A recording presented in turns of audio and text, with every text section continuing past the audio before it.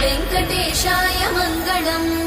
दयामृततरङ्गिण्यास्तरङ्गैरिव शीतलैः अपाङ्गैः सिञ्चते विश्वम् वेङ्कटेशाय मङ्गलम् सद्भूषाम्बरहेतीनां सुषमावहमूर्तये सर्वाद्रिशमनायास्तु वेङ्कटेशाय मङ्गलम् श्रीवैकुण्ठविरक्ताय स्वामि पुष्करिणीतटे रमया रममाणाय वेङ्कटेशाय मङ्गलम् श्रीमत्सुन्दरजामातृमुनिमानसवासिने सर्वलोकनिवासाय श्रीनिवासाय मङ्गलम् मङ्गलाशासनपरैर्मदाचार्य पुरोगमैः